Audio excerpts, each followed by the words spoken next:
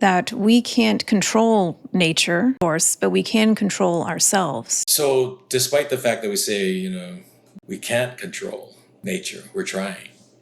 And I can only suspect that this trying has led to this kind of imbalance, if you would. But I think when it comes down to behavior, right, yeah, we can control ourselves. But if you look at it from that standpoint, at what point in time are we freely engaging in a relationship because we know the reciprocal expression and sharing is mutually beneficial, rather than I do this for you for you do this to me?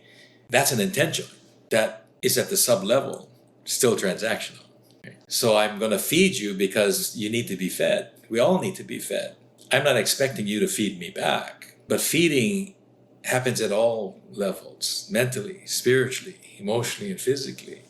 And if I can provide you with the necessary nutrition for you to be whole, then you can create a space in your life that creates wholeness for others, which ultimately will include me. Right? And so oddly enough, when I'm feeding you, I'm feeding myself because you're no longer taking from me or others, which requires me to give more than I have. Right? At least it feels that way when we're operating from scarcity and fear. Whereas Native and Indigenous people who live in places in communion with their spaces, we're really operating from abundance. Right? When you're connected to source, how can there be anything but abundance if it's source at its fullest definition? So I think what we're talking about is a disconnection from source, and the practices and the principles and the behaviors and rituals, if you would, the protocols that allows us to recognize source and to be resource, which interesting enough is the term that they have for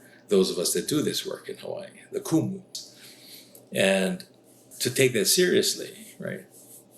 As if we're connected to an abundance of knowledge, wisdom, and information. It's not ours, mine, but ours collectively.